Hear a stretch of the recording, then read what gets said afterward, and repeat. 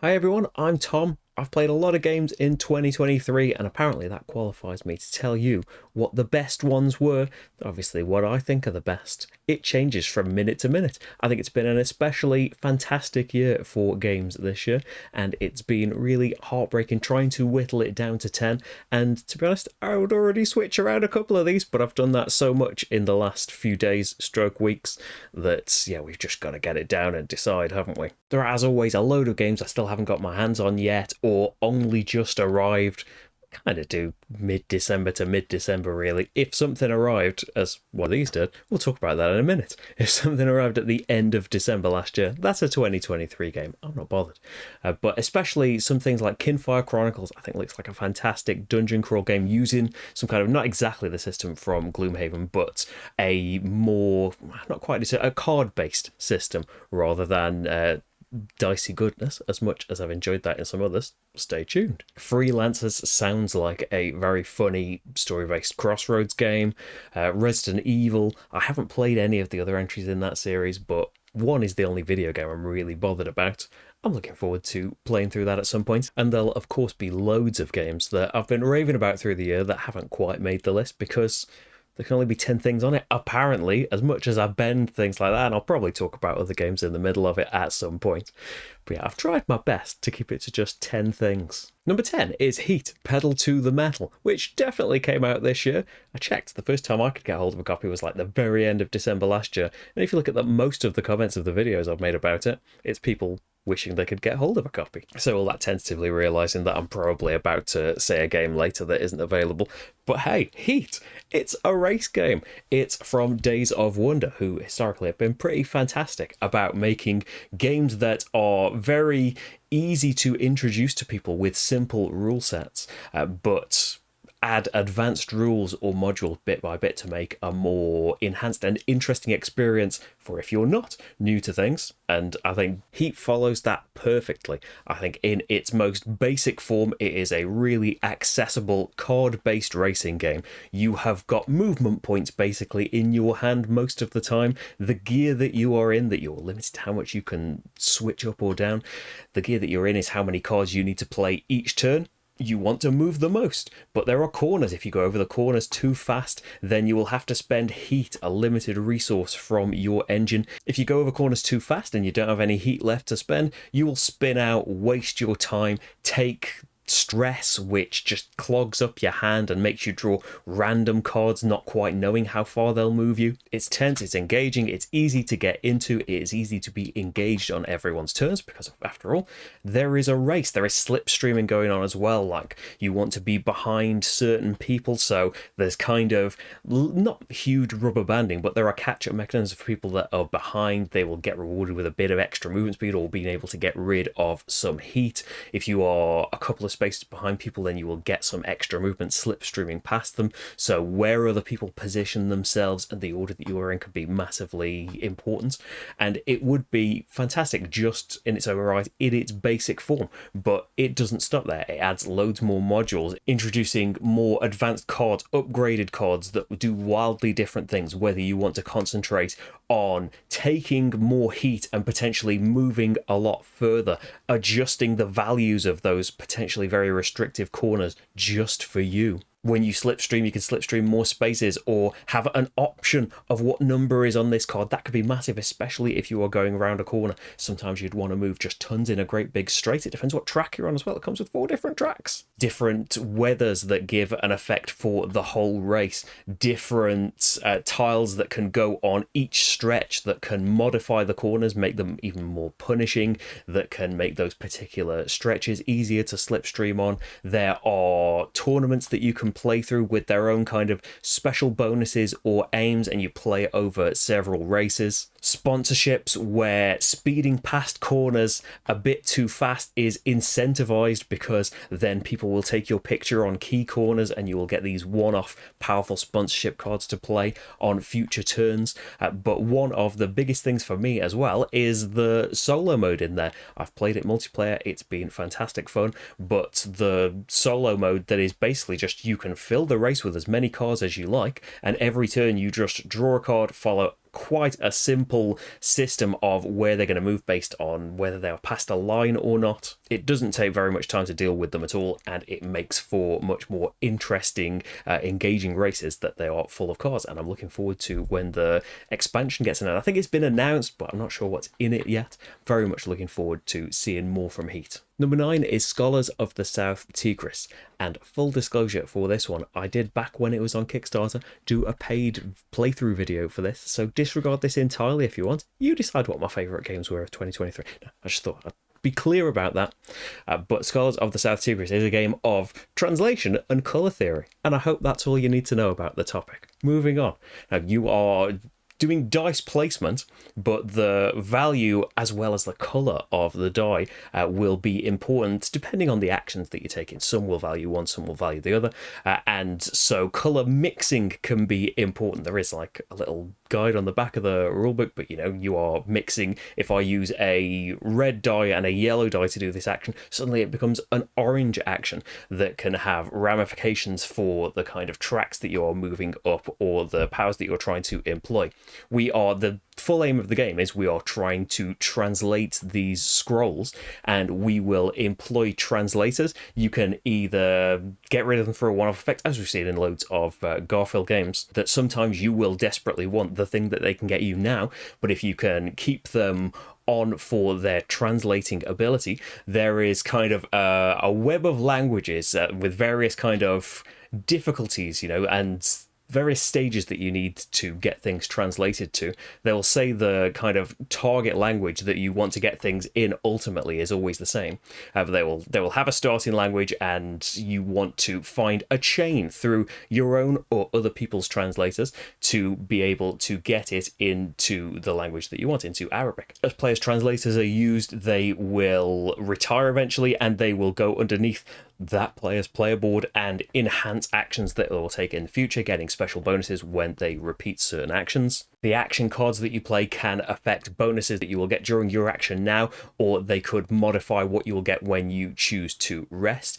Even sometimes, you know, there are printed rest bonuses on the player board, so by taking certain actions you might be getting stuff now, but you might get less when you choose to rest. The kind of the tech trees, the knowledge trees that are on the main board are tied to all of that colour theory and are split between, the spaces alternate between bonuses that you will get right now and bonuses that you will get every time you rest in the future. So that's an interesting thing as well. You can be building yourself up to get repeated income or to get something that you absolutely need right now. You can also get steps up those through kind of traveling when getting the scrolls, putting them into these temples. That is one stage, and there are bonuses to be had from there. Actually translating them from the temples is the main kind of aim of the game, and translating the things as well as earning you kind of set points will also give you scoring goals for the end of the game. So you're kind of building up this pattern of actions that you'll really benefit from, things you will get when you rest, and end game scoring abilities. It all comes together beautifully, and I think, as always, the solo mode is really easy to handle, but is a really competitive opponent. Gets to bend the rules and stuff, as most of them do, but yeah, really keeps you on your toes and tends to beat me. Number 8, and again, I'm reaching back to January for Turing Machine, and I was very excited about this game. When I hear anything that's kind of deduction or logic puzzle-esque, I am up for giving it a go, but I wasn't ready for how much I was going to love Turing Machine. It's a kind of cardboard computer using these punch cards that, you know, your guess of certain combinations of numbers will give you pull out the punch boards of the numbers that you are guessing, and based on the combination that you are choosing and the kind of question that you are asking the game about this combination, it will give you a true or false answer. You are trying to deduce the right combination ultimately. There are a wide range of difficulties in the game. More basic questions can be asking, you know, if a specific digit is odd or even. It'll tell you if you're right or wrong. How many of a particular digit are in the final 3-digit solution, all the way up to answering 2 questions at once. I don't know if this will focus actually, but it could be telling you how many 1s or how many 4s are in the answer. So if it gives you a true or false result, it's not necessarily answering a binary question. It can be kind of creating more questions than it answers sometimes. You've got like a definitely not a kind of expert level in these puzzles. If the ramping up in difficulty between the cards wasn't enough, you can try extreme mode, where each of the kind of queries you can make of the Turing machine are associated with 2 different questions. And then you can even try nightmare mode, where the game doesn't tell you which cards are related to which verifier on the machine. So you've even got to deduce that part first before you can start deducing the answer. When it gets to higher difficulties of question and those extreme modes, I haven't tried nightmare mode because by Turing machine standards, I'm still rubbish at it.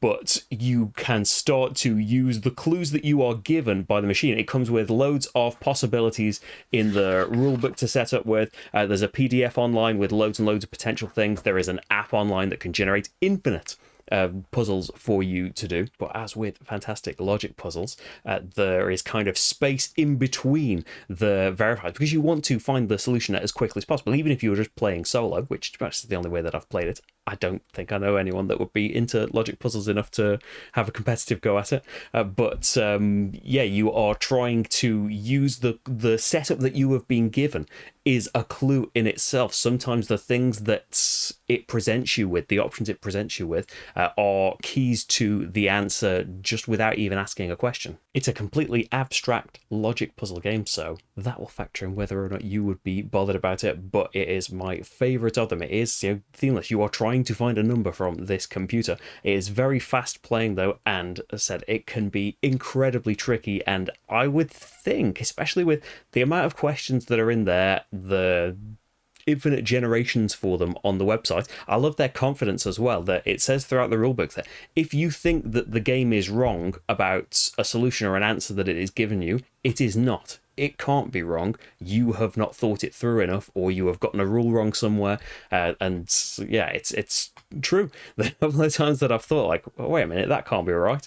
It's me that is the problem. And yeah, I love the kind of confidence in the system to say that in a puzzle game, because if there were kind of mistakes in the arrangements or the suggestions of things, it would make the whole thing fall apart. Luckily, it doesn't. It is built wonderfully. It's fantastic. Number 7, we are returning back to Garfield Games 2-in-1 top 10. It'd be true of another company. If we did top 11, it would be true of another company as well. But yes, this is Legacy of You. I repeat the same disclaimer. I did a playthrough for Legacy of You back when it was on Kickstarter 18 months ago or something like that. This is a solo only game, and it is a changing campaign game that we are every single game trying to build these dams to help a river flow or stop a river from flowing where we don't want it.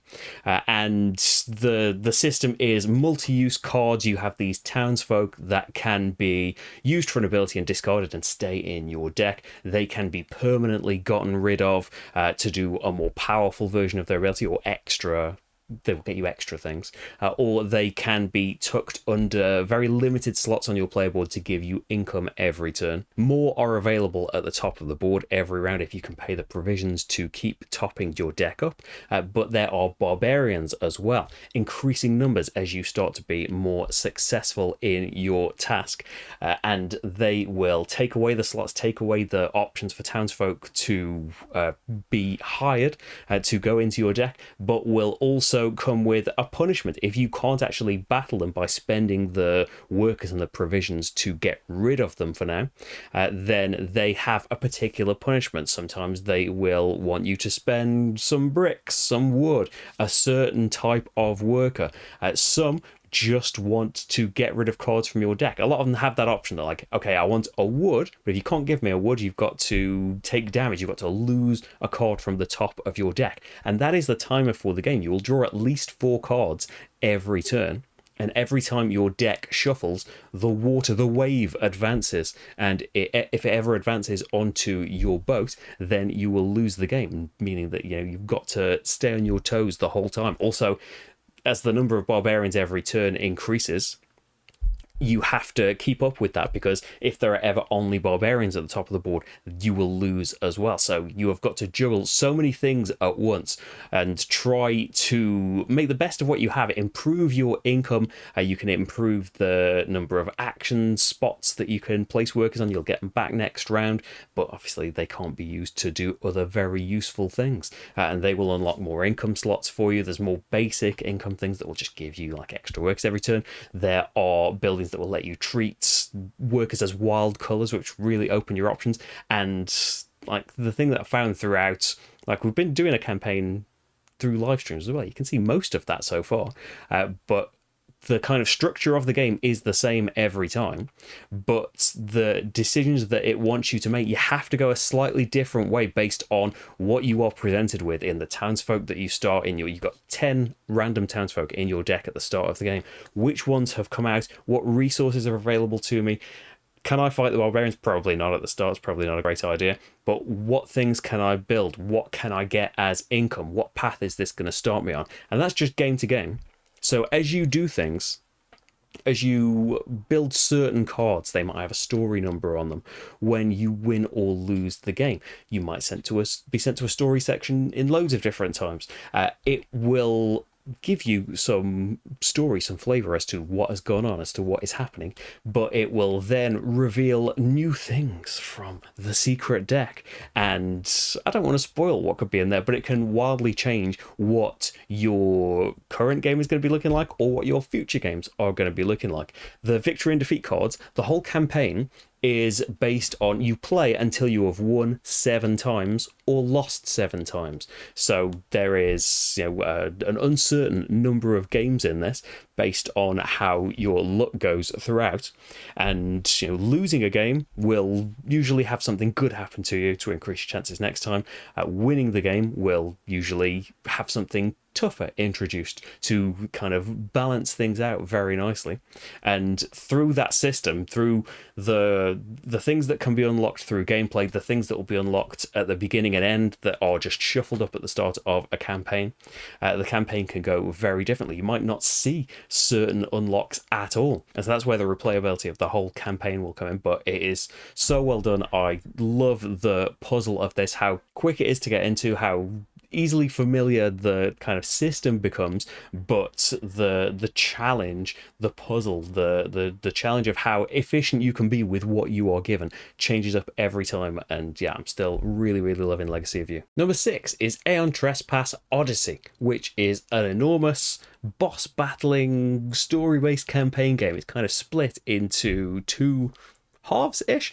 The kind of main boss battle-y fighty section is full of plenty of dice chucking, rolls to hit the monsters, whether you damage this, whether you damage that. There are special dice to see whether you damage various body parts of the thing that you are fighting. If you manage to fight that body part, it can have a crit bonus that can really mess up the monster. It can have an effect where if you fail to wound it on this check, it might do worse things to you than otherwise, and it might just ignore that entirely and do something that it wants to anyway. If you do manage to wound it, though, which is the kind of timer for the fight, our success condition will be wounding it a certain number of times. There is a level up deck. If you wound it at the start when it's just got all of its level 1 body parts, you now put a level 2 card in that body part deck that will be harder to wound, but you also take away a card from its AI deck and put a level 2 in there, and if you harm a level 2, you get a level 3 in there instead. And so what that does is kind of reflect the kind of the anger, the frustration, the increasing tension of fighting these monsters, because now when these level 2 cards come up, it's going to have worse effect if you fail to wound, if that's on the particular thing, or it's going to be harder to do it in the first place. Or when it actually gets to act and use its AI cards, it's going to start doing nastier things to us. But the heroes as well get to benefit from this this escalating tension. We've got these Triskelion dials that track rage that usually goes up when you attack something. There's fate that goes up when you want to defy the will of the gods, when you want to alter your roles. And there's danger that's usually, you'll see the imaginary Triskelion that I'm thinking back on. The danger is usually like your damage. And there are effects to all of this. You don't want to take too much danger because your character can just die. They are the titans that you are controlling through this story and stuff. Yeah, there's a great story behind it too. But you will kind of, you can re-roll things, you can have things more your way, but certain effects will ask, if your fate is above this number, this extra nasty thing will happen to you because the gods have taken notice of you and want you to stop messing about with things. There are things that are unlocked at the end of your turn. You will be able to put out tokens for the next player that gets to act, increasing their chance to hit, increasing their chance to do wounds should they hit. It really increases the cooperation between the players, sorting out the order in which you want to try and attack the thing, just for, who's going to benefit from these bonuses that I put down next turn. Who do we want? Which tokens do we want to put down, and who do we want to go next to benefit from this? Oh, well, I'm actually pretty good at doing this, so maybe I should go, because then I can put loads of token down for somebody else that can do better, because you will find upgrades and items and things and better weapons that you can bring into your fights. It's also important for the positioning of the monsters as well. Where they're facing can be very important. Their reactions to getting wounded, as you might expect, would often move them about the board. So you've got to think of, based on how much movement we've got, if we really spook this, well, you don't really spook them, if we really anger this monster and it charges through the board, will anyone else be able to get to them? And then the other side of the game, the adventure side of the game that takes place between these battles, and it doesn't quite alternate like that. You're going to have a day of adventure and then you fight something all the time. It's can be like, not wanting to spoil anything about it, it can be variable. You can go for days in an adventure. Something you do might trigger a fight, or there might be some kind of scheduled thing coming up based on what day you're on.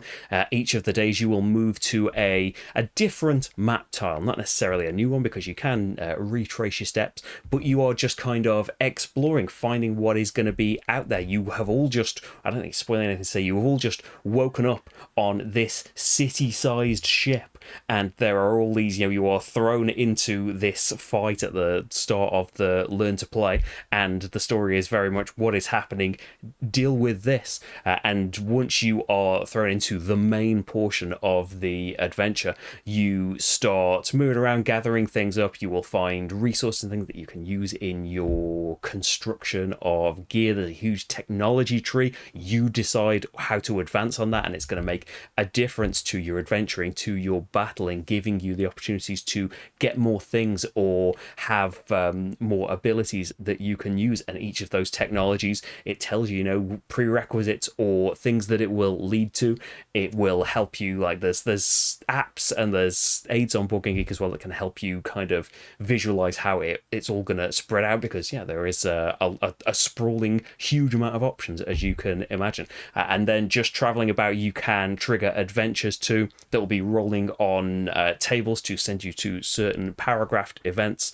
Loads of choices to make, loads of varied things that can happen. And I'll say that Rach and I, we played it for many, many, many hours. I'm sure we haven't even scratched the surface of it. There are multiple cycles in the box. The way things go generally with me needing to cover other games and just life in general of, we can't leave it. We need one of them fancy gaming tables so we can have something like Aeon Trespass set up permanently. But yeah, it's heavy, it's enormous, it's sprawling. There are tons of keywords and things all interacting with each other and clashing with each other. There is a lot to know, but if you can get into it and commit yourself to this enormous campaign, there is so much in there. There's so much to enjoy and so much fun to be had with it. Massively loved Aeon Trespass Odyssey. We're halfway already. Been talking for ages. I'll have cut loads of this out, but realise I've been going on for a long time.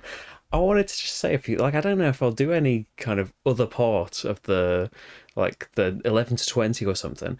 I just want to say, I said it at the start, this has been such a fantastic year for games coming out, and for other stuff too.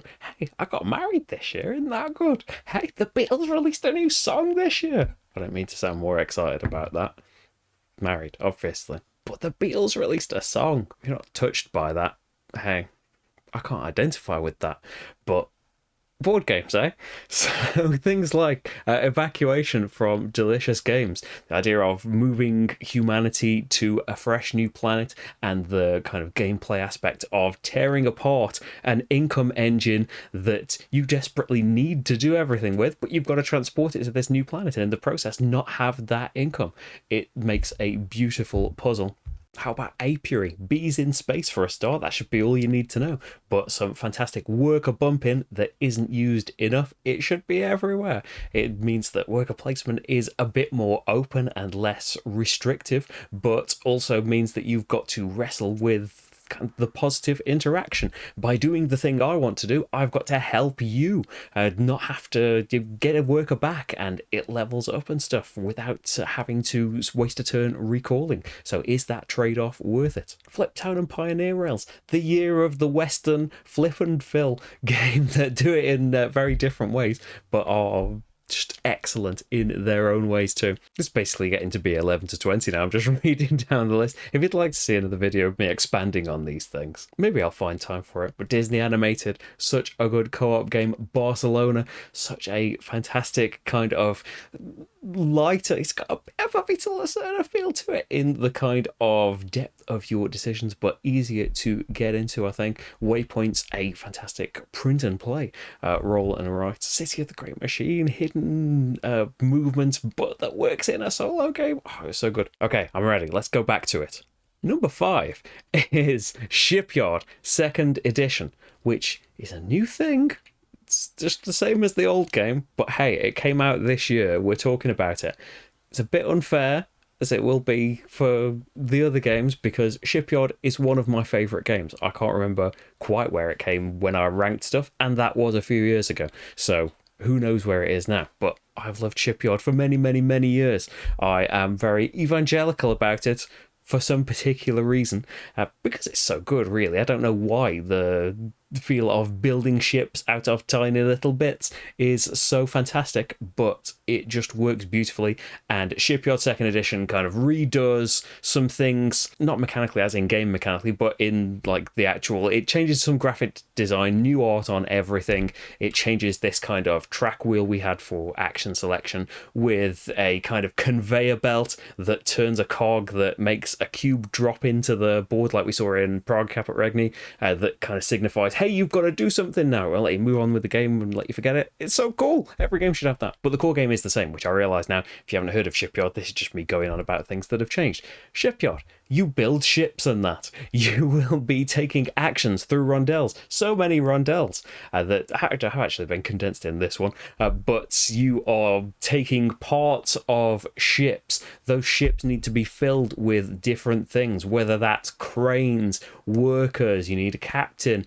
You could get, it used to be propellers in the old version, but you can get like guns and soldiers and stuff. There's all sorts of things to get, and your path will depend on all these contracts you get dealt at the start of the game. Throughout the course of the game, you will have to discard down so you have one of each colour, and they are going to reward you for building ships of certain sizes. Ships that have, let's say, loads of soldiers. The more soldiers you get, the more points you get for them. Certain combinations of things, one of a load of different things. There's loads and loads of different options there. And it will depend on the parts of the ships that you get will have different kinds of connections. You need rooms for people to stay in. You need certain attachments that can have, say, a crane on them. There are staff that you can hire to help you that will let you bend the rules of the game. Hey, whenever you pick up some equipment, you also get a sale, no matter what you got from the rondel. Everything is defined by, say I want to go and take some equipment with an action, it moves the rondel one space and I can take that thing, or I can pay some money to move it further and get the thing that I might actually want. So whatever you do, also get this extra thing. When you sell commodities, which is also a thing in it, you can get more money for particular ones or get some points. You can store stuff on your ship without space for it, without needing those proper connections, all sorts of things that let you bend those rules. But there are also rivers. You need space to test out your ship, to take it on a shakedown cruise to make sure that everything is just so. And so you need space. There will be all of the variables in the ship will give it a speed. You need that much kind of river for it to move across, and the spaces on the tile will have certain things as well. Should your ship go over those spaces, it will score for how much it's moved so far on this cruise, or how many soldiers or how many cranes it's got on it. So all of that together makes for a beautifully interesting puzzle that everyone else is always in the way of, because everyone's just taken the action that you need, so you've got to wait until it's free again, or they've just moved the rondel one past the thing that you really wanted, so now it's going to cost you a fortune to get the thing you wanted. So do you wait for it to come round again? But how long can you keep waiting? The game's running out and you need to get these ships made. It's so fantastic. I'm so glad that it's back and in print. It looks beautiful. I say the kind of mechanical, the component things that it does are lovely as well, but the core game is the same, perfect as it ever was. Such a beautiful kind of medium weight Euro game.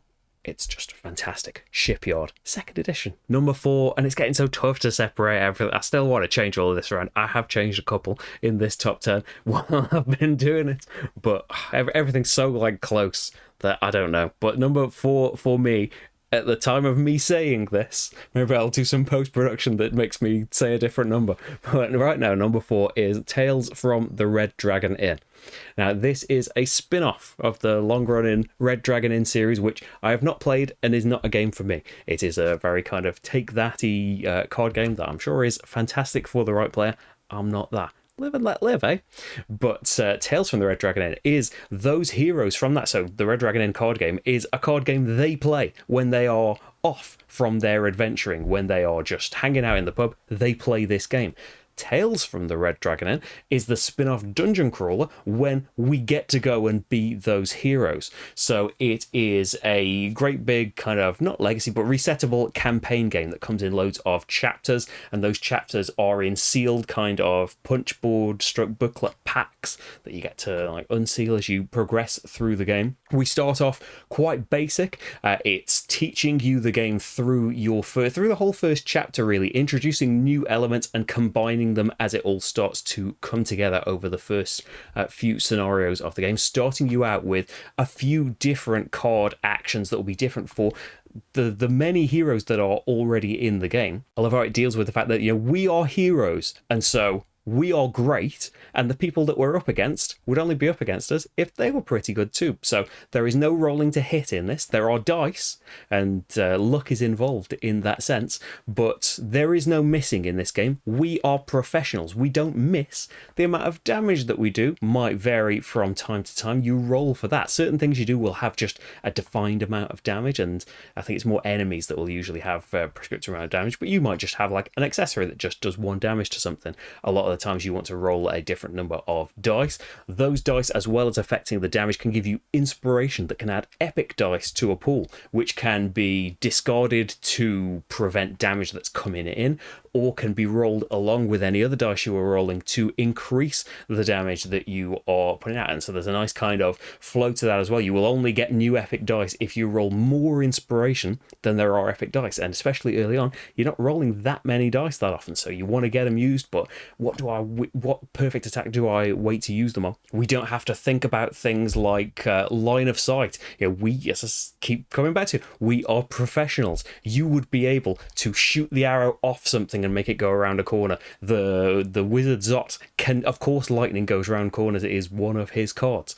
We are great at this, so we can do all sorts of things like that, and it kind of, there is justification for it in the story and that, but the reality of actually playing the game is we don't have to worry about loads of that usual stuff. There are still keywords and more things to think about, more complexity in things that you will unlock throughout the game. There is a great big archive of secret cards that you will gradually get used to, that I don't want to spoil any of, but yeah, just through the first couple of chapters, some fantastic things get unlocked that will, yeah, be great. I maybe should just say some stuff. I have done playthroughs of the first chapter, basically. It's the first 4 scenarios of the game, so you can see some of the stuff that gets unlocked, even if you just want to skip to the end of those playthroughs and see the things that come out. Played all the different characters as well. The solo mode worked great, that you can just, as with loads of dungeon crawls, you can just add another character in and play 2 or more if you want at once, but there is also, you can play with a robot on your side, and the robot has different personalities that you can choose from to kind of complement the character that you want to play as that are all very different and wonderful. Or one of the characters, again, the wizard Zot, has a rabbit companion called Pookie. There's one of the reasons I really like playing as Zot, but Pookie also has a die and might not do what you want them to do on any given turn. It uses minis for the characters but standees for the enemies, which I think is a really good kind of cost saving measure, and those standees are reused to represent different, albeit similar looking, monsters, so you can kind of get evolution of enemies as well. They are tied to the scenario that you're playing, so I don't want to. It kind of would hamper replayability that the enemies aren't variable between the particular scenarios. There are still tables that will make it different as to what will be in each particular room and things like that. There are difficulties that you can change, and there are like 20 odd scenarios, so I don't want to make out the replayability as a problem. There's a ton in the box, but nevertheless the same types of enemies will be in the same scenarios if you replay them in the future. But yeah, there is so much in this box. It is so inventive with the different types of characters, what they can do, and how those abilities evolve just throughout the first chapter. And its whole kind of, like, as I say, it's going for like simplicity and rules, but also its kind of irreverent sense of humor without having to try too hard as well to be funny. It doesn't get in the way of reading through the story passages between the scenarios or in the way of the actual game. It's just come out of nowhere for me from not really having heard of it. It was on Kickstarter and was successful and all there, and is, you know, a spin-off of a long successful series, but it is a completely new thing to me, and yeah, has just really excited me, has come out of nowhere in the last kind of quarter of the year to just be one of my absolute favourites. I think it is an absolutely fantastic dungeon crawl, one of the best, and I hope Slugfest feel like doing more in the same vein in the future. Well, as I said, there's a lot to be going on with just Tales from the Red Dragon Inn. Number 3 is Voidfall, something that I have kind of come late to. Not too late, because it came out this year, but it has been dominating my December. This is it's kind of a, you know, the theme-wise, it's a 4X game, that there are all of these quadrants of space. You are a particular house with abilities, with technologies, with special action cards devoted to the thing that you do. You want to get more technologies, advance your civilization tracks, get agendas that are special scoring cards, but also give you extra actions, and try to get the most points. You want to expand throughout the sectors, having combat with other players or the Voidborn, and just basically be the best house. The trouble always is with games of that kind of nature, as I said, I'm living the live. I'm a very peaceful player. We are very Care Bear players, not interested at all in any PvP, in any fighting between the players whatsoever. So luckily for me, because there are tons of other games that I am bothered about, so many games get kind of dismissed because, oh hey, we'll be fighting in this. Luckily, Voidfall, as well as being this competitive game, has an absolutely fantastic cooperative stroke solo portion to it that so far I've only played solo. I am hoping to play the co-op 2-player with Rach at some point. Like I said though, I'm only kind of new to this right now, and I've been playing it incessantly to play it enough for a playthrough that is coming soon. Story-wise, a mysterious alien thing called the Voidborn has been planting things in the heads of humans, massively advancing our technology over the past so many hundred years, but kind of specifically gearing it towards expansion throughout the galaxy, creating all of these various houses and things. But little did the prestigious Whispering in the Head house know that, it was baddies doing all of that to us all along. So once we expanded sufficiently, they came in, started gobbling everyone up.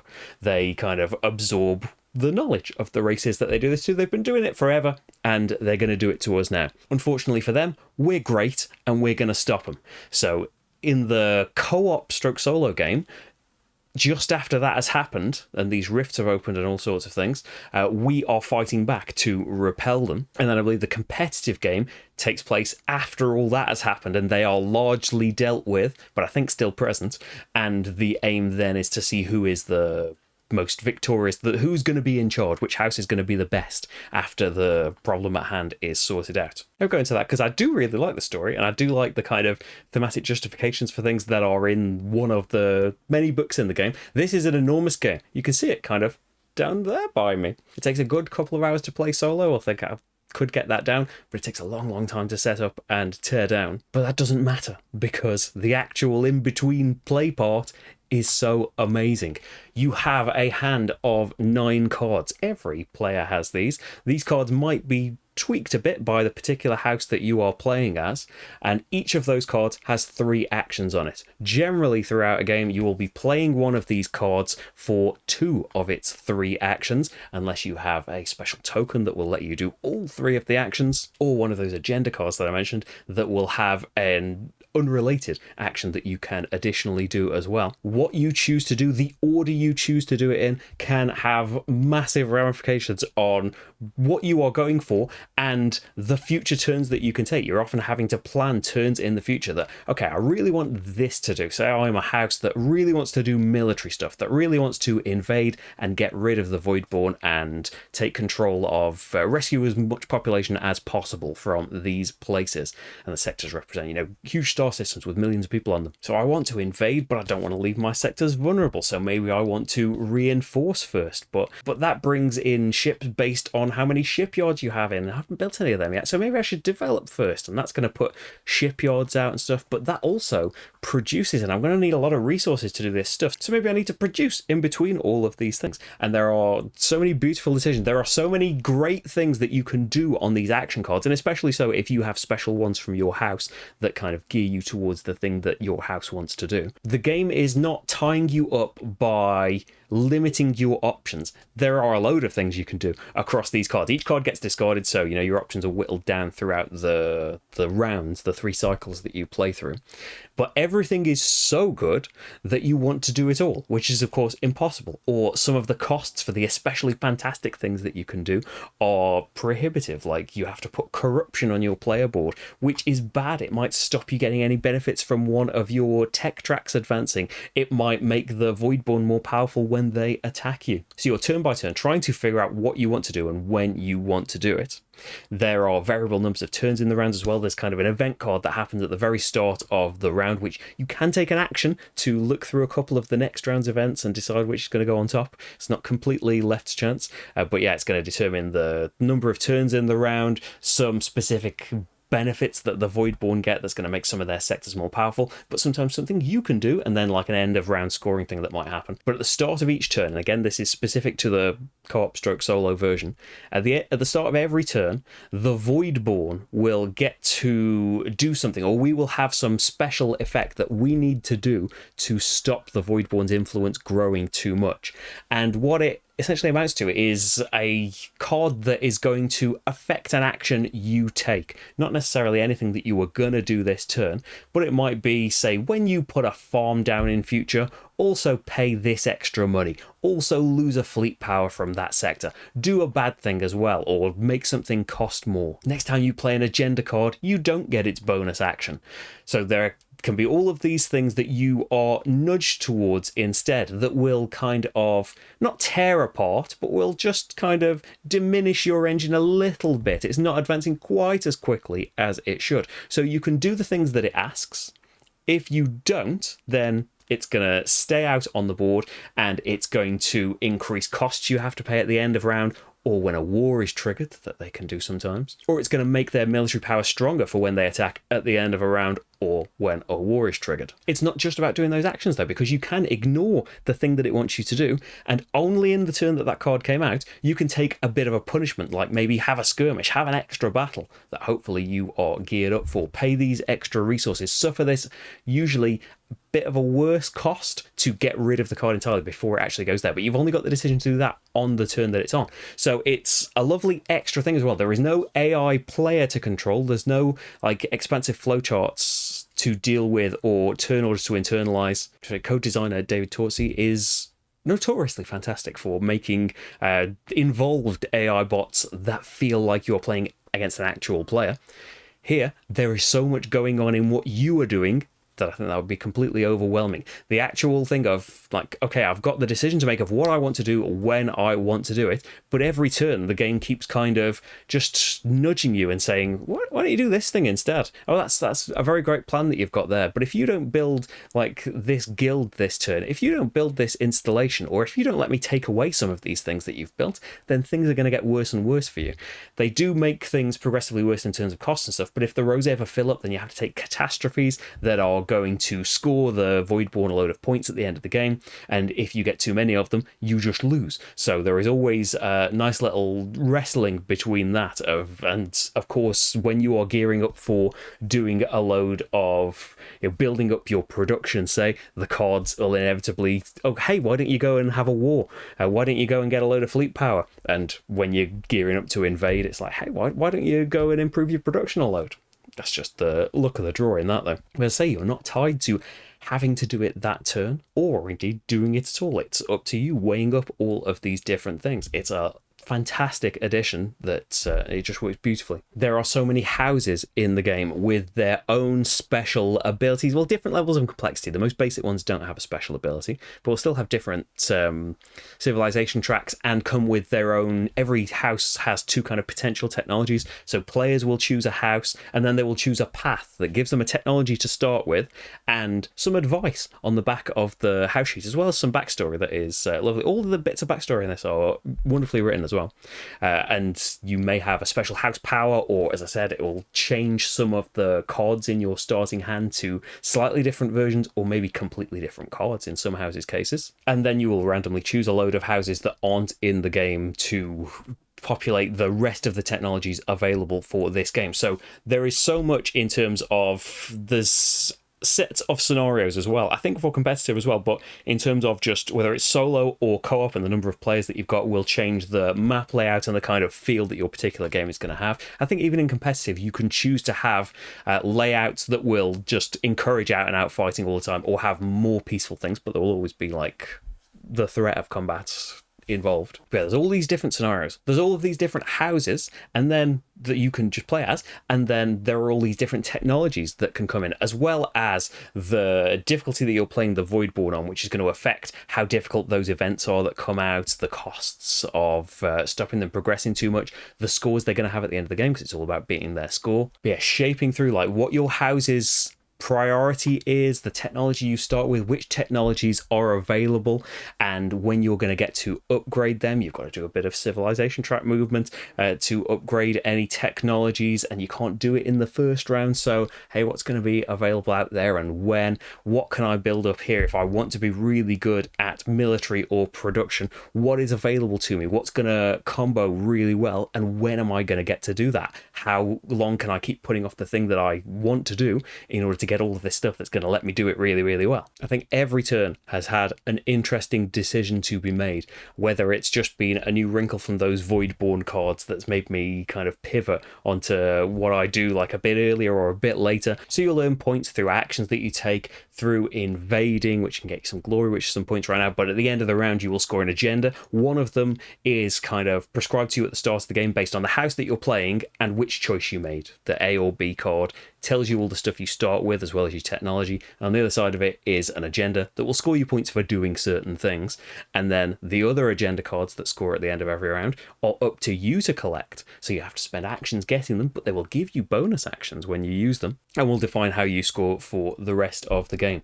Speaking of invading, the combat is completely deterministic in this, and it can get a little bit complicated, especially when you start with, depending on the different kinds of ships that are available through technologies in your game and the different defenses and things that people can have.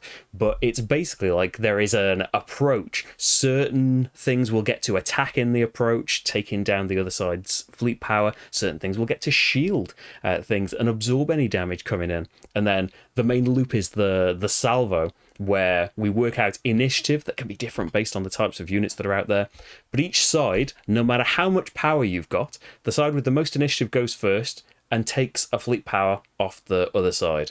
Then if the other side still has cubes left, they take one off the other side. Then we work out initiative again, and it just keeps repeating until someone or everyone is dead and has nothing left. There is a lovely web app on the Mindclash website that, especially for starting out, really helps you kind of work it out entirely, or affirm that you are making the right, that you're interpreting it correctly, that you can input what you have as the attacker, what they have as the defender, and it will tell you the result, who wins or loses, but also what you'll have left in that sector. And that's been invaluable for reinforcing the stuff and making me work out, well, that's not the number that I worked out. What am I getting wrong here? But I love that it's deterministic combat. I know that people want the excitement of dice in it and stuff, but I think in such a kind of heavy and such a long game, it is good that you can predict this stuff. It's good that you can work out what is going to happen, especially, in the solo game. As I said, if you let these cards build up, the Voidborn's military power gets higher when they attack. So you can start to work out, okay, if they attack, they're going to have this much power. Let's have a look at my defenses in the sectors. Is that enough right now, or do I need to do something about it? Do I need to get rid of some of those cards, or do I need to shore up my military ability? Even if I'm, one of the kind of peace-loving, hey, just make a load of farms houses, then you've still got to worry about those attacks, because if you lose your sectors, you haven't got those farms anymore. Add to that, amazing Ian O'Toole art, always absolutely top-notch, and it's no different here. And kind of following on from that, it's also a game that is full of symbols, of things to learn, but as much as it looks at the start, there are a lot of boards, there are a lot of things everywhere, a lot of symbols that are completely alien to you to begin with. There is a tutorial that will help you with your first game that strips a lot of stuff out to get you used to things, but those symbols, as plentiful as they seem at the start, they start to sink in really quickly, and they are very intuitive as well, that once you see one symbol, you see a slightly different one. Oh, I know that that's going to have to do with corruption, or it's going to have to do with guilds that are going out. I would say after the tutorial and my first main game that did take ages, and I was looking up the rules constantly to make sure I was doing things right, after that kind of initial hurdle of the first game, the other ones, I've played it 7 times now, which I know doesn't sound like a lot for a year or however long it's been out, but as I said, I've had it for about 3 weeks. Those things have sunk in really quickly, and they have stayed there as well. And aside from any of that, it's made kind of the learning, once that was gone, there is just this amazing, deep, wonderful experience that has just been, I keep saying everything that is a puzzle, but that's what I want, really. The struggle of how to get what I want done, with the clock constantly ticking down and the Voidborn constantly wanting me to do something else, or terrible things are going to happen. It's such a fantastic system in itself. Just the game works so beautifully well, but then the solo mode of it, the what do you do to stop the Voidborn getting too much power and overwhelming you, or scoring too many points in all of these different ways.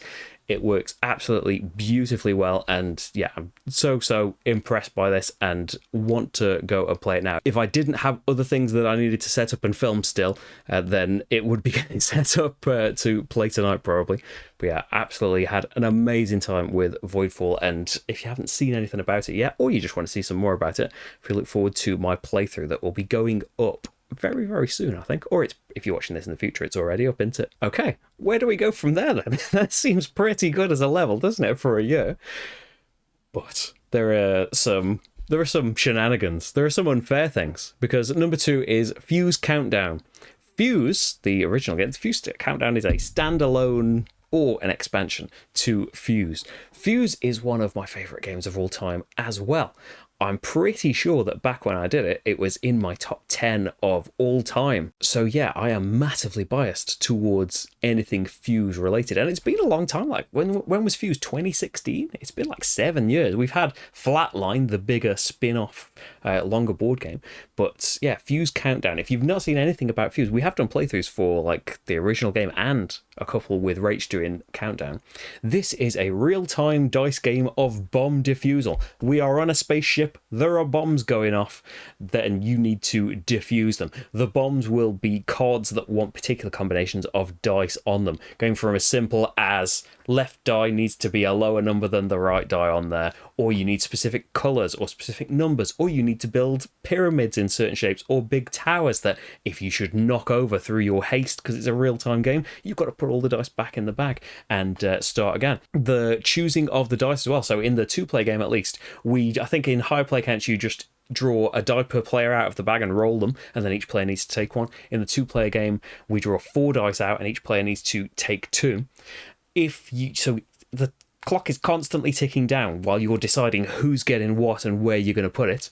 But if you can't take dice, you get a punishment. In the old game, in the original Fuse, you had to lose a die of that color or number that you already had on your cards.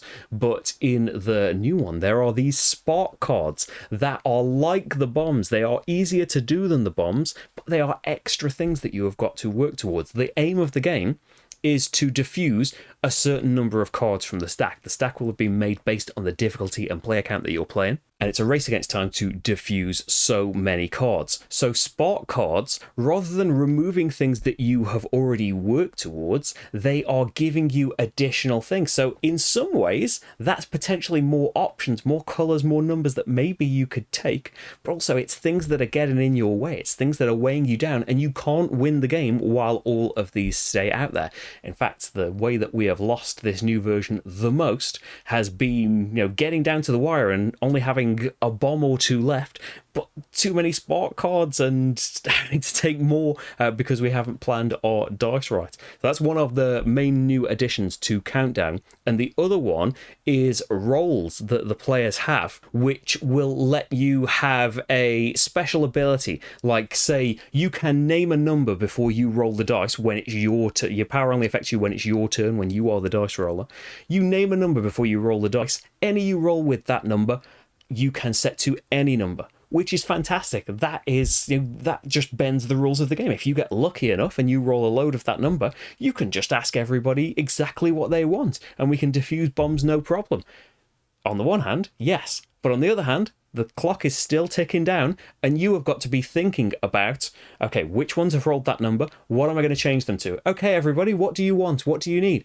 The time's ticking down. There's already barely any time in the basic original game to be deciding who wants what. And inevitably, someone will take something in a rush and, oh no, I could only take that die, so now now I'm set back and I've got to take these punishments and stuff, and it's going to hold us all back. It's a lovely give and take that you have the power to affect what we can do with these dice that we're getting, but at the same time, you are wasting time blathering about what is going to be the most perfect for this particular round, when really the bombs are all ticking away and we need to just keep going constantly. There are split dice as well that will have two different colours on them that can help you out, particularly if they count as both of the colours. So if you need to take a particular thing, hey, that can count as either or, so give you way more options. But at the same time, there are loads of new bomb types and things, new shapes that you need to make out of your piling up, but also there are restrictions on cards themselves that can't have a particular colour on them at all. So another wrinkle in your dice collecting, but these split dice as well, say it's red blue, hey, that's great, it counts for red or blue, but if you can't have red on a card, that's a red or blue die that can't go on no matter what. So there's lovely extras in there as well. You can incorporate it with Fuse, but you can't use things like I can't remember about the spark cards, but you can't use the rolls and things because they weren't, like, the game wasn't optimized. Obviously, original Fuse wasn't designed with that in mind. So for balance, you can just use the bombs and stuff. So you can do that. We've kept it apart for now.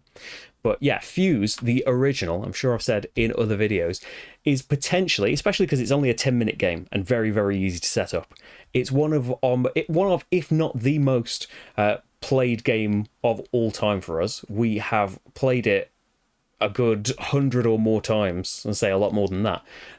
Back in the day, when we were very experienced bomb diffusers, we were defeating Fuse like it was nothing on the hardest difficulty, where you can't even have any bombs left on the display. You've got to do absolutely everything. You've got absolutely loads to do in that deck. We were absolute pros at it. The relentless passage of time and not keeping up enough practice, as well as the new quirks and difficulties of this thing, have meant that we are rubbish at Fuse Countdown. We find it hard to win on normal difficulty, but hey, the skills just need honing, right? We will get there once again. This is just, it's fantastic having these new additions and these new quirks on it. Fuse is still absolutely perfect and exists on its own, in its own right. But yeah, these extra wrinkles really add to it and mess with your speedy decision making. The spot cards can often be not as bad as it would have been if you'd had to take loads of dice off your cards because someone can't take something, but the particular conditions on those spot cards might hold you back a lot further. It is such a good game. I can't get across how much I love Fuse, how excited I was that there was another one on the way, and how still excited I am that it now exists and I have it. Fuse Countdown. And here we are at number 1. Potentially a bit unfair, I think. But hey, this numbering has changed again and again and again throughout. Anyway, it is Shadows of Brimstone, Gates of Valhalla, which by kind of using a new standalone base box version of an old game to give it number 1, because I have enjoyed that version, but also the main old version so much this year. Kind of. There have been so many brand new things that I have loved this year, but kind of spurred by, I don't know if I went on about this last year, spurred by my kind of rediscovery of things like Arkham Horror and my discovery of Eldritch Horror halfway through last year. It kind of paved the way for looking into kind of similar-ish things, and eventually that kind of led me to Flying Frog Productions and their games Fortune and Glory and A Touch of Evil. In quite different ways, they have that kind of go somewhere, do a thing, have an encounter, roll a load of dice, obviously with different feels, whether we're adventuring and Indiana Jonesing or roaming around a town trying to hunt a vampire.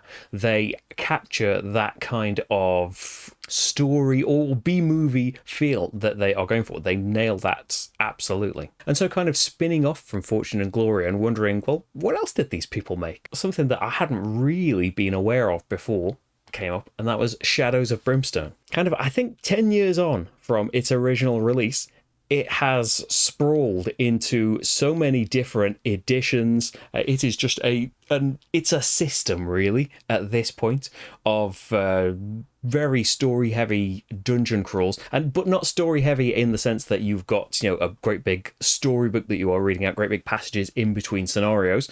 Not that I'm against that. See my love for Madara, which I don't think could have much more story in between scenarios. But yeah, the story comes from not just encounter cards that we are having, but from the stuff that takes place. The key thing about Shadows of Brimstone is that I sometimes wonder how accidentally it is. It is absolutely fantastic at forming great stories out of nothing, and especially fantastic story moments. You sometimes have to, like, to make a cohesive story out of some of the things that end up happening, you got to do a little bit of stretching, of some kind of mental gymnastics, but the kind of stuff that the game can pull off on its own is so impressive. So there is Shadows of Brimstone, the Old West. You know, you will play as various cowboys and gunslingers and stuff, and then you will enter various gates through this dark stone that exists. This is kind of true of all of the different Shadows of Brimstone. This dark stone is creating rifts in reality that will take us to other times, other worlds, but also nefarious people are using it for bad, powering up weapons. Monsters are getting hold of it and mutating and becoming more and more vicious.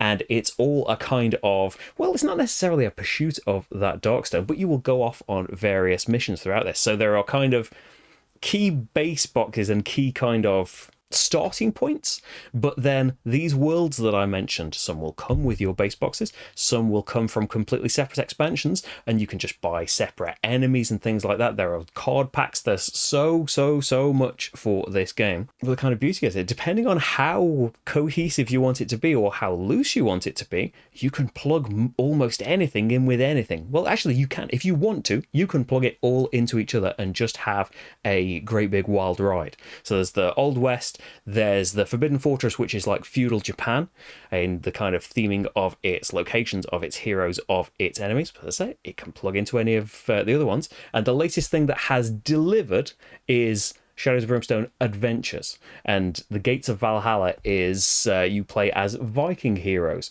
And so one of the key things to this new one, just speaking about the thing that you've named as number one just specifically, rather than the thing as a whole, you now play as a team of heroes, which you always kind of did, but your Vikings anyway that come with the box. There are different styles, whether you are playing the Jarl or the Berserker. You have special abilities tied to your hero itself, but you are all part of a team, and you will draw these team abilities at the start of every scenario that will give you a one-off powerful thing you can do, whether it's looking through decks, whether it is letting people get extra loot cards when they find nothing, whether it's things to help us in battles. And when it comes to leveling up, we all share an upgrade tree this time. In all the other versions, every character has had a completely distinct one. This time we all share one, but because we share a lot of key aspects, like say rage tokens that you can discard to do more damage to enemies that you fight, should you manage to hit them, we can kind of coordinate those level ups between the heroes that we have picked to also lean into the style that you've gone for in how you want to play that character, in the gear, the abilities that you have managed to find, because you've still got, distinct starting abilities that you will choose one of at the beginning. You've got your starting items, you get a random personal item, and these things are great for kind of informing, an initial playstyle, which is limited by the low-level things that you've got, but you're also fighting low-level enemies. But it even says in the rulebook that your personal item can be a key thing that can start to define your character.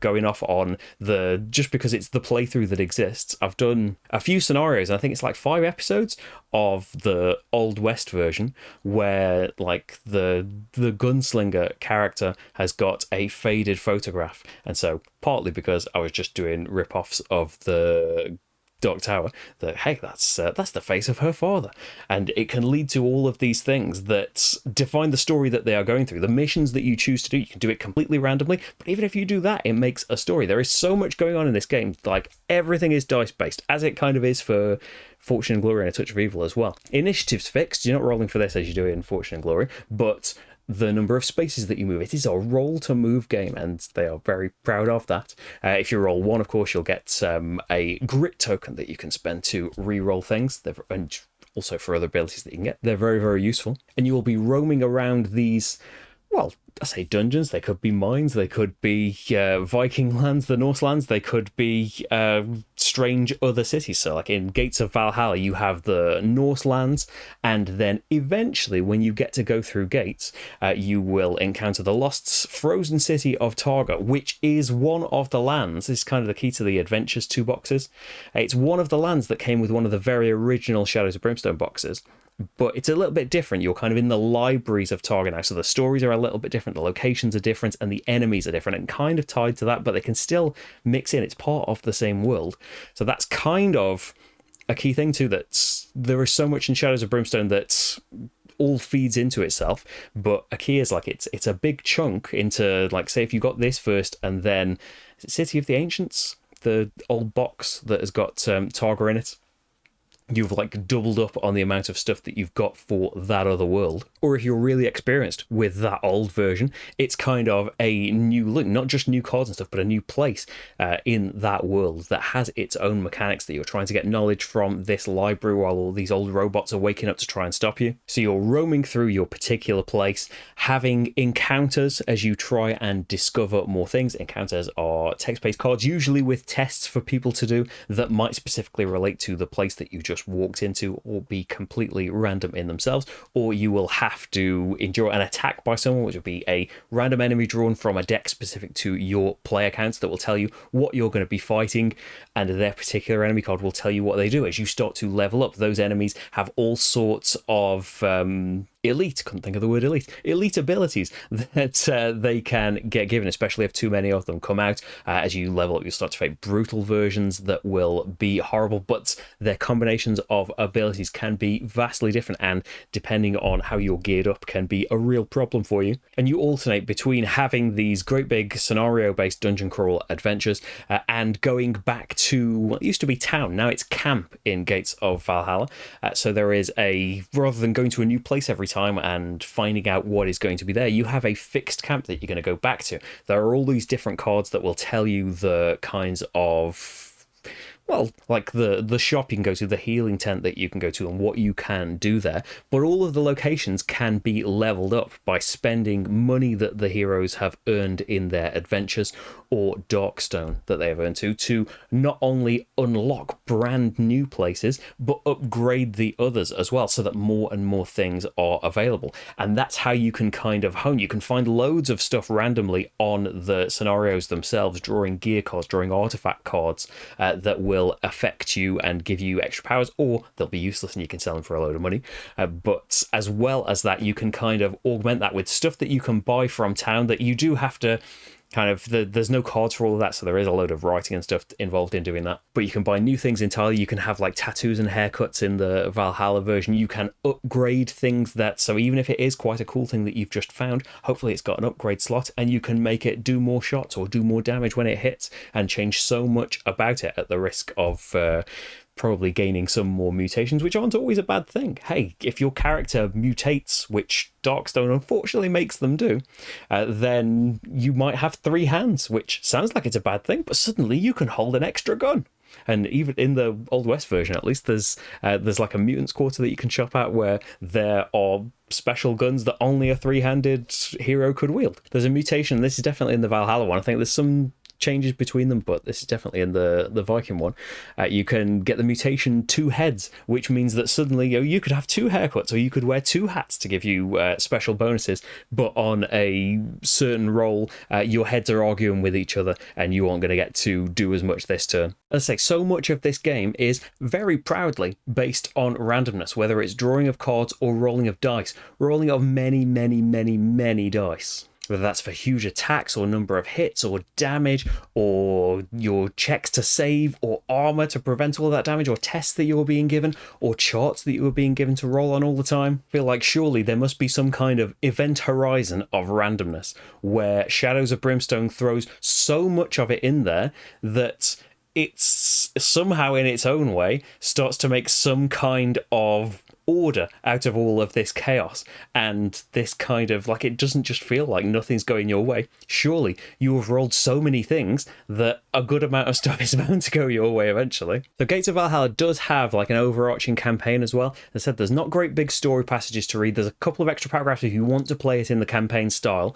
and you will unlock more things progressively as you go through the story, and that way you can still play it like old Shadows of Brimstone and just do random ones, or play scenarios from other expansions, or you can get like these are smaller core boxes, so to get them as big as the original games you have to buy like a separate map tile set to give it a few more options, but if you do that it'll come with some extra missions and things. But the kind of key to all this, I love all of that stuff that I've spoken about. I love all of the different types of enemies and their abilities. I love the way that combat works in it. I love the vast amount of surprise that can be in all of these things that you can find in the various decks, whether it's the tests or the gear and things like that. I love the vast amount of stuff, or I would love it more if, hey, money and space that weren't such issues. But the thing that I love the most about it, and I think actually, despite it being all randomly set up and stuff, and it's a really good example in those playthroughs that I spoke about, and specifically like episodes 3 and 4, all of this stuff, kind of conversion and sometimes a bit of imagination from yourself, tends to culminate in these either really funny or really cinematic moments. It excels at constantly doing that, at constantly surprising me by how cool that thing is, where it can be as simple as saying, like the last Viking thing, we came up on like a particular, like a camp that had been burned down was the tile that we happened to land on, and then the encounter that we drew happened to be like there was some kind of pyre that was burning and we had to go and find the culprit and stuff like that. It can be as simple as just these, oh, look at that thing that's just happened there, and it is just, your brain is geared to make connections. But say in the playthrough we had wandered into the frozen city of Tara to rescue a farmer's son that had somehow wound up in there, and we ended up going onto this ridiculously high up precipice that had a condition on the card that meant that every turn you stand on this precipice, you've got to make this test, and if you fail it, you lose your balance and one of your items falls off, one of your like not so important items, but I say that, your bandages and stuff that might keep you alive, the unimportant things, right? So we make it past all of that to find our final objective, and it happens to be an enormous hulking guardian of Targa, some enormous robot that is going to just kill us. He's a bit damaged because there's not many of us, to make it a bit fairer, but his duty waking up after how many 100 years asleep in the snow, is just to stop all intruders, and he is just going to march on us. And through just a series of terrible rolls of just rolling like 1 for movement, I think one of the characters got killed and the other had to slowly drag them onto another tile so they could get recovered. And then we wound up back on that precipice, constantly failing tests as we looked into the abyss, losing all of our items and stuff, losing all hope as this, great big Terminator advanced on us, while constantly rolling just 1s to move and not being able to get away, but eventually doing enough damage to finally defeat it just as everything was coming down to the wire. It was just fantastic, and that has happened so many times in Shadows of Brimstone, even in my limited half a year of having it, and when I've managed to play it other than painting it and stuff and assembling more things. Adventures is the latest thing, and it's got the advantage of coming out this year, so I can shoehorn it where I want, but it's also the first thing that's kind of released when I have been aware and into the game. So I do think, I haven't played Forbidden Fortress yet. I'm very keen to. I'm very excited about that as a setting. Old West definitely is my favorite of between this and the Viking setting, but that came out 10 years ago, and the setting and the revised edition was a few years ago now. I still think Gates of Valhalla does some really interesting new things. It's cool having the Viking abilities. It's cool having the kind of overarching campaign and upgrading the camp and stuff. They are very different things on top of a system that already worked and had a lot to it. And I feel like I should say as well, mentioned cost and stuff before, I don't know, say if you just had Gates of Valhalla just as a box, it would definitely be a starting point and definitely give you enough to play with for some sessions.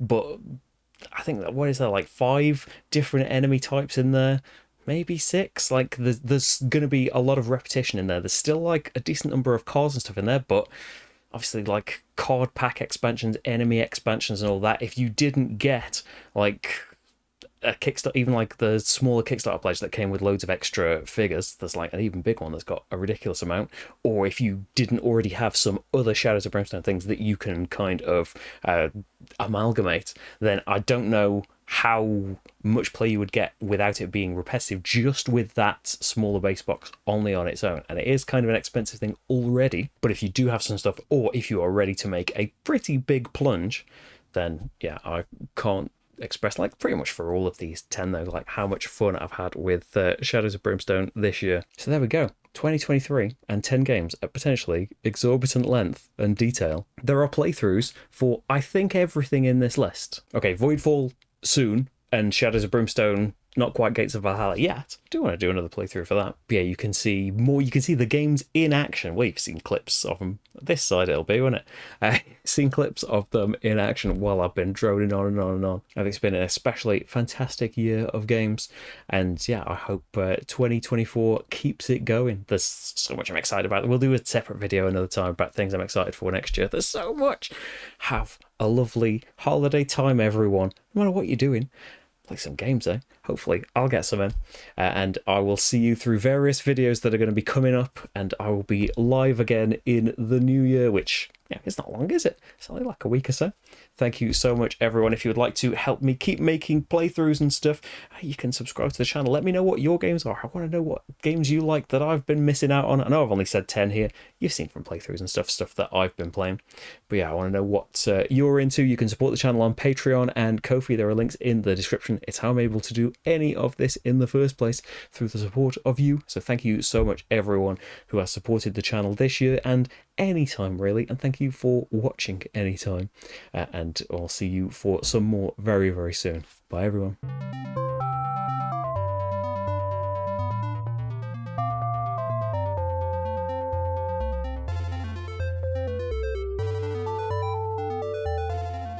Hey, Marty's here, everyone, and he wants to rub against the boxes that the camera's on. Look at everyone, they want to see you.